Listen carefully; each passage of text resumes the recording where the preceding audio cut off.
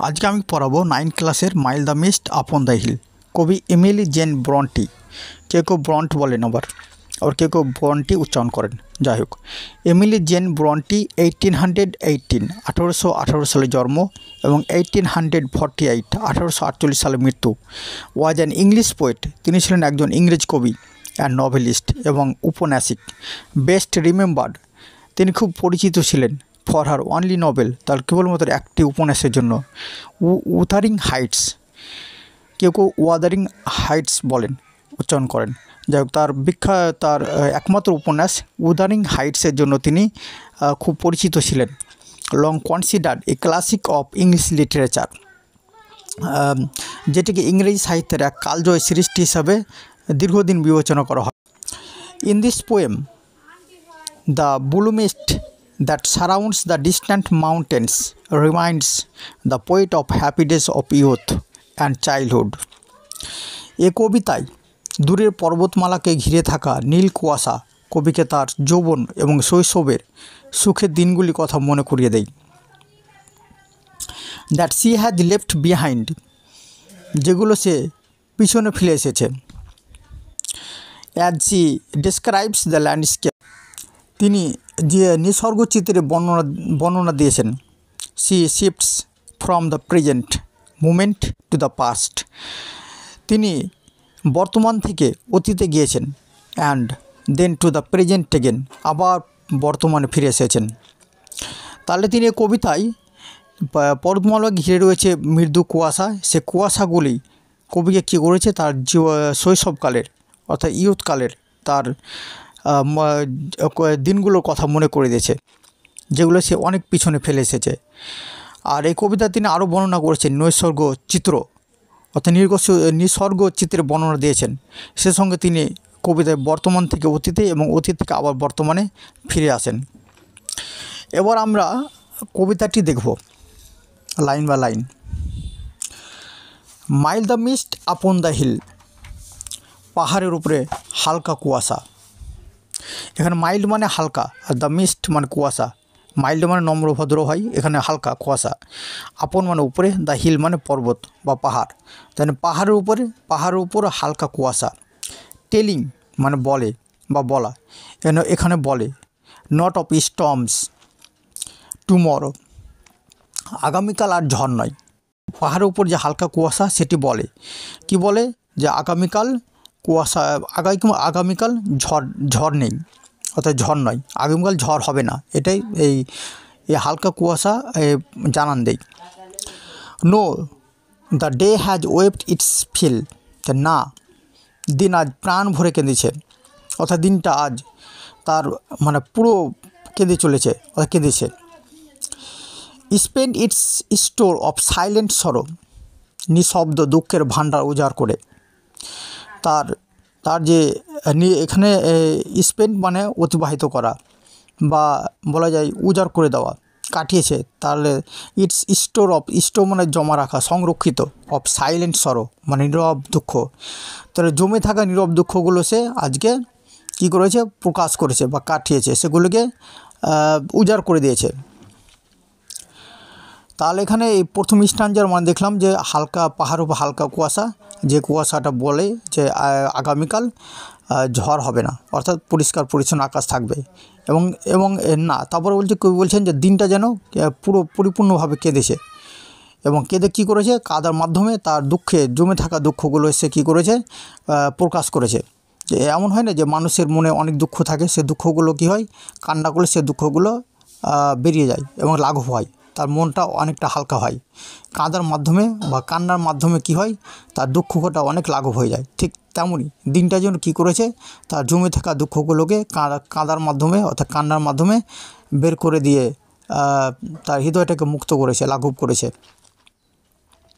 O I am gone back to the days of youth, যে আমি ফিরে যাই তারুণ্যের দিনগুলিতে।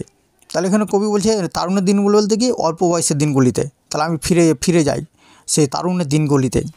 আই অ্যাম এ চাইল্ড অনস মোর, আবার আমি এক ছোট্ট শিশু।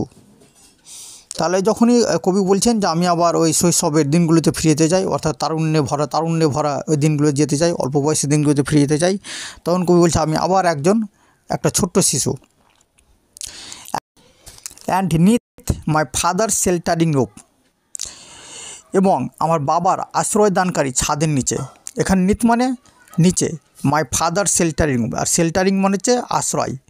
তাহলে আশ্রয় দানকারী বা আশ্রয় পাওয়া যায় এমন একটা ছাদ, রূপ মানে ছাদ। তাহলে আমি এখানে কবি বলছে যে আমি যখন ছোট্ট ছিল তখন কবি বলছে যে তা আশ্রয় দানকারী বাবার ছাদের নিচে এই কথাগুলো মনে পড়ছে। অ্যান্ড নিয়ার দ্য ওল্ড হল ডোর, অ্যান্ড নিয়ার দ্য ওল্ড হল, অ্যান্ড নিয়ার দ্য ওল্ড হল ডোর, অ্যান্ড নিয়ার দ্য ওল্ড হল ডোর, আর পুরনো হলঘরের দরজার কাছে। তারা কবি বলতে চাইছে যে এই যখন কবি বলছে যে আমি তারুণ্য ভরা দিনগুলিতে ফিরে যাই, তখন আমি আবার শিশু হয়ে যাই। আর তখন কী ছিল যে আমার বাবার আশ্রয়দানকে ছাদের নিচে কবি ছিলেন। আর তখন কী ছিল, আরও ছিল যে তার একটা বিশাল বড় হল ঘরের দরজা ছিল। তার এগুলো মনে পড়ছে কবির। I watch this cloud evening fall, আমি দেখি মেঘে ঢাকা সন্ধ্যা নেমে আসে।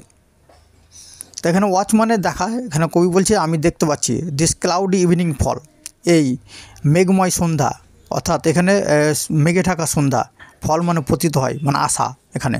তাহলে আমি দেখি বা দেখছি যে মেঘময় সন্ধ্যা পড়ছে, আসছে। After a day of rain, মানে কি একটা বৃষ্টিমুখর একটা দিনের পর। তাহলে আফটার মানে পরে, এ ডে অফ রেন মানে বৃষ্টির দিনের পর, মানে এখানে বৃষ্টিময় একটা দিন, বৃষ্টিময় দিনের পরে। ব্লু মিস্টস নীল কুয়াশা, সুইট মিস্টস অফ সামার পল, নীল কুয়াশা, ব্লু মিস্ট মানে নীল কুয়াশা, সুইট মিস্টস মানে হচ্ছে অফ সামার গ্রীষ্মের মিষ্টি কুয়াশা, পল, পল মনে হচ্ছে তোমার ঢেকে দেয়। এখানে পলটা ভার্ব হিসেবে ইউজ করা হয়েছে, কিন্তু বইয়ে হয়তো ঘন কুয়াশা কথা বলেছে, এটা বইয়ে মিস্টেক আছে টেক্সট বইয়ে। তাহলে হচ্ছে পল মনে হচ্ছে এখানে ঢেকে দেওয়া। তাহলে নীল কুয়াশা গ্রীষ্মের মিষ্টি কুয়াশা ঢেকে দেয়। দ্য হরিজন্স মাউন্টেন চেন, দিগন্ত রেখার পর্বতগুলিকে, এখানে পর্বতমালা বা পর্বত শ্রেণী, দিগন্ত রেখার পর্বত শ্রেণীকে। তাহলে এখানে বলতে চাইছে কবি যে আমি দেখছি যে মেঘময় সন্ধ্যা আসছে, পড়ছে একটা বৃষ্টির দিনের পর, মানে বৃষ্টি হয়েছে তারপরে মেঘময় সন্ধ্যা এসেছে, এবং কবিরা দেখতে পাচ্ছেন। এবং নীল কুয়াশা গ্রীষ্মের মিষ্টি কুয়াশা ঢেকে দিয়েছে কাকে, দ্য হরিজন্স মাউন্টেন চেন, দিগন্ত রেখার পর্বত শ্রেণীগুলিকে। এখানে দিগন্ত রেখা মানে কি, আমরা যখন কোনো ফাঁকা জায়গায় যাই তখন দেখতে পাই যে মনে হয় কি দূরে দেখলে যে আকাশটা যেন মাটির সঙ্গে মিশে গেছে, একটু গেলেই হয়তো আমরা সে আকাশটাকে ছুঁতে পারবো, এটা বলে দিগন্ত রেখা। তো দূরে দিগন্ত রেখা যে পর্বতগুলো আছে কবি বলছেন সে পর্বত শ্রেণীগুলোকে কী হয়েছে, নীল কুয়াশা গ্রীষ্মের হালকা কুয়াশা কী করেছে, ঢেকে দিয়েছে। The damp stands in the long green গ্রাস, দীর্ঘ সবুজ ঘাসের স্যাঁতস্যাঁতে ভাব, এটা ড্যাম্প মানে স্যাঁতস্যাঁতে, স্ট্যান্ডস ইন দ্য লং যেগুলো দাঁড়িয়ে আছে, ইন দ্য লং গ্রিন গ্রাস, দীর্ঘ, এবং গ্রিন গ্রাস মানে সবুজ ঘাস। তাহলে সবুজ ঘাসের স্যাঁতস্যাঁতে ভাব। As thick as morning tears, সকালে চোখের জলের মতো ঘন। তাহলে ঘাসের উপর যে কুয়াশাগুলো পড়ে আছে, স্যাঁতস্যাঁতে ভাব আছে অত কুয়াশা, সেগুলো কী বলছে, সেগুলো যেন সেগুলো এত ঘন, সেগুলো সকালে চোখের জলের মতো ঘন। সকালে চোখের জল মানে কি, যখন শিশির পড়ে, অর্থাৎ ঘাসের উপর শিশির পড়ে কী হয়, ফোঁটা ফোঁটা হয়ে থাকে। তো কবি এটাকে কল্পনা করেছেন সেগুলো যেন চোখের জলের মতোই মানে ঘন, এবং সেটা কবি কল্পনা করেছে সকালবেলা চোখের জল, মানুষের চোখের জলের সঙ্গে সকালবেলার যে শিশিরগুলোকে তুলনা করেছেন কবি। তা সকালে চোখের জলের মতো ঘন হয়ে আছে, দীর্ঘ সবুজ ঘাসের স্যাঁতস্যাঁতে ভাবগুলো, স্যাঁতস্যাঁতে যে শিশির পড়া আছে সেগুলো। And dreamy scene of fragrance pass, আর স্বপ্নালু সুগন্ধ বই আনে। The breath of other years, বিগত বছরগুলির শ্বাস। তাহলে ড্রিমি মানে স্বপ্নালু, সেন্টস অফ ফ্র্যাগ্রেন্স মানে সুগন্ধ, পাস মানে বয়ে আনে বা অতিক্রমকে যায়, আসে। That breath of other years, breath মানে শ্বাস প্রশ্বাস, আর ইয়ার্স মানে হচ্ছে বছর, ওর আদার মানে হচ্ছে অন্যান্য বছর। তা অন্যান্য বছরের বা অন্যান্য বছর বা বিগত বছরের শ্বাসগুলি সে নিয়ে কী নিয়ে আসে, ওই স্বপ্নালয় সুগন্ধগুলো বয়ে আনে। তো যারা এখনও এই ভিডিওগুলো আরও ভালো ভিডিও পেতে অবশ্যই সাবস্ক্রাইব, লাইক এবং শেয়ার করবেন।